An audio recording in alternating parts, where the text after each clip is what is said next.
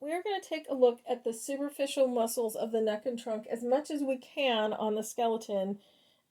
Because a lot of the muscles are super tiny, it's going to be more difficult to do them. So we'll just briefly talk about them. The interesting thing about the spine and neck muscles and the trunk muscles is that they're bilateral, of course. We have one on each side, mirrored pairs, and they have different functions whether they are contracting unilaterally or bilaterally. And we're going to talk about the different functions.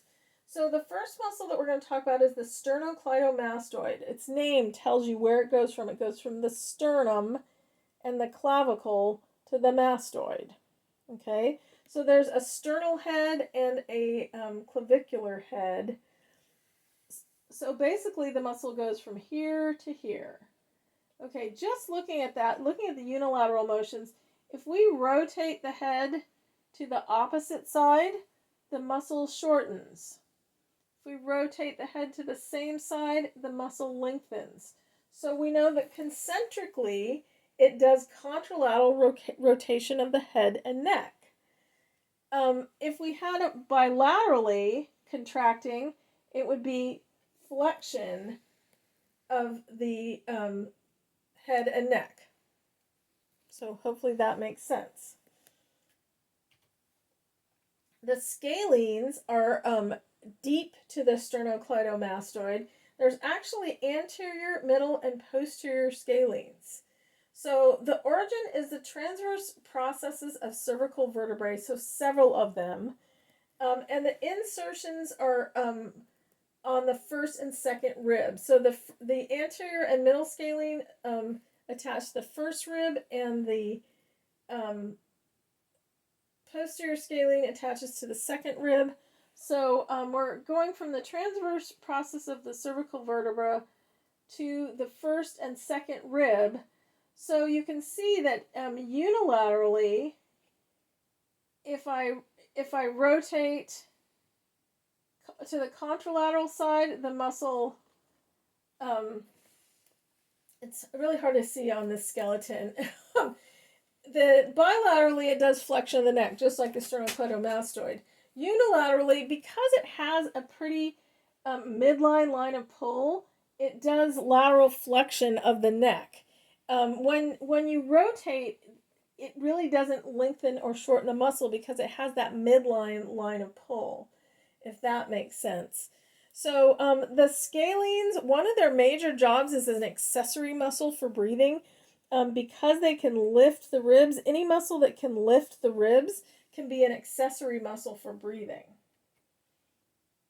So we have some deep anterior muscles, which I'm not even going to try to do rubber bands with. And we're not going to talk to them necessarily as individual muscles. We're going to talk about them as a group, the deep anterior group. So remember back in chapter 1 when we talked about class 1 levers with the teeter-totter?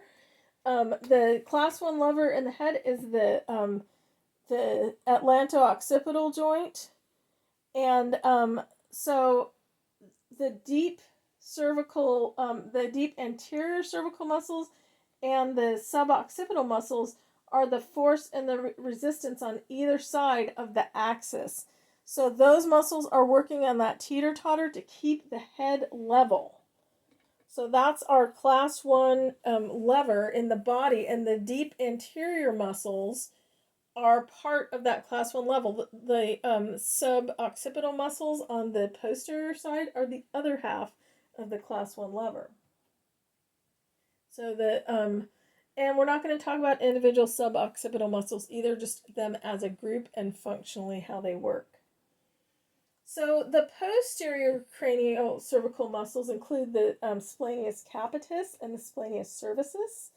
So the splenius capitis originates on the lower half of the nuchal ligament and the spinous processes of C7 to T3. So down here. And attaches to the lateral third of the superior nuchal line and the mastoid process. So you can see that.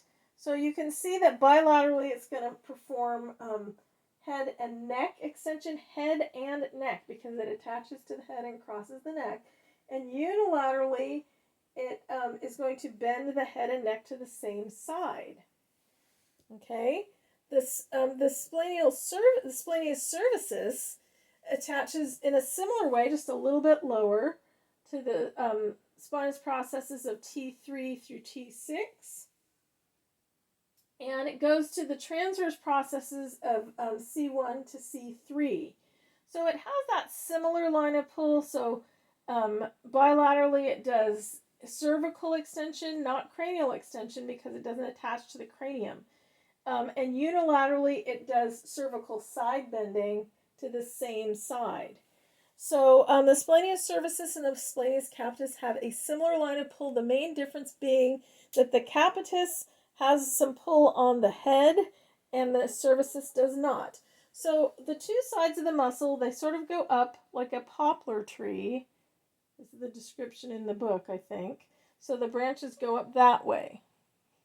They're diverting out to the side. When we get down to the multifidi, in the lower spine, they go, they're more like an evergreen tree with the branches going down.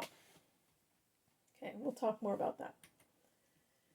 So the upper trapezius is another neck rotator because of where it attaches on the external occipital protuberance and the ligamentum nuchae. Bilaterally, it does head and neck extension, and unilaterally, it does lateral flexion and contralateral rotation of the cervical spine. So I want you to know the unilateral and bilateral function of all these head and neck muscles. The levator scapula, it's another one that does head and neck as well as scapular. Unilaterally, it does lateral flexion and ipsilateral rotation of the C-spine. So let me get a smaller rubber band and we'll look at levator. So remember, it attaches to the superior angle of the scapula, and then it goes up to the transverse processes of the cervical spine. You can see that if you rotate to the same side, the muscle shortens. Opposite side, it lengthens. So same side, ipsilateral rotation, and lateral flexion, which this guy doesn't do lateral flexion that well because he's got a pull up his spine. And bilaterally, it does head and neck extension. That makes sense. So when you think about turning the head and the neck, a lot of the muscles have to work together to do that. So there are different sections for the anterior and posterior muscles of the trunk. And then there's a lecture that talks about the smaller muscles of the spine, which we won't be able to do in video form because they're too small.